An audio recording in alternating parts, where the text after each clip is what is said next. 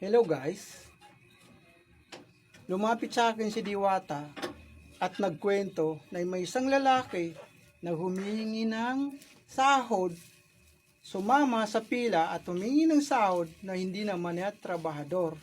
Panoorin po natin ang buong kwento at mapapanood natin ang buong kwento sa video.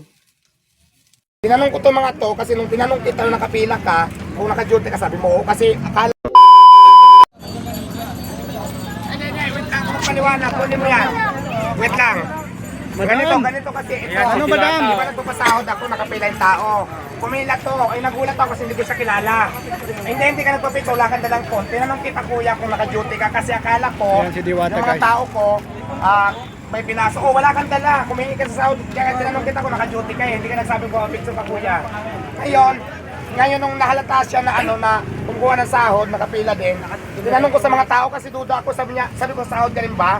Naka-duty ka, sabi niya, oo, ngayon magsusuri ka, di ba? Hindi, totoo lang kasi sabihin lang natin totoo, yung tama lang tayo. Ngayon, kasi ang mga tao ko marami.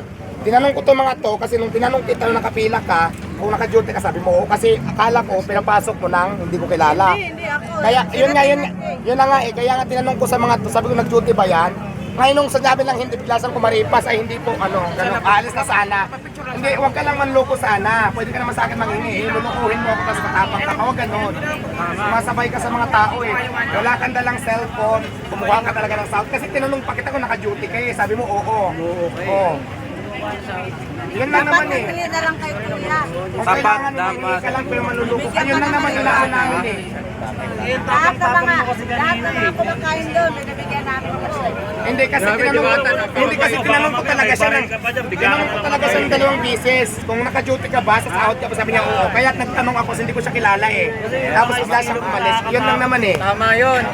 Tapos ang tapang-tapang mo pa kanina. Ayun lang naman, tanda mo na lang yung mukha ko kasi baka mamaya, kasi ang daming nawawala rito, di ba, mga helmet kung ano-ano. Kung pali, huwag kang umalis, dyan ka lang. Umalis. Huwag kang umalis. Yun lang naman Huwag ganun. Oo, nakita ko sa Punila. Di ba nakapila, di ba?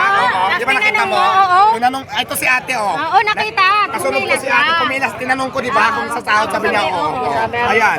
Yun lang naman kasi gusto ko yung walang kasinungalingan, di ba? Nakita ko siya, nandun kasi ako. Tapos nagtanong ako, di ba, kung sa sahod ka, sabi niya, oo. Kaya nagtaka ako, hindi ko siya kilala Kaya tinanong ko sa mga kasamahan ko. So ano magandang Madam, anong magandang gawin doon? Hindi, pauwi na lang yan, pauwi na lang. Ang bait Huwag mo na naman, pabalikin. ang bait mo naman. Grabe, yan ang Diwata. Yan ang Diwata, mabait. Mabuhay! Mabuhay! Guys, mabuhay! Pauwi na lang yun para Sobrang bait. Yan, pinagpapala kasi mabait.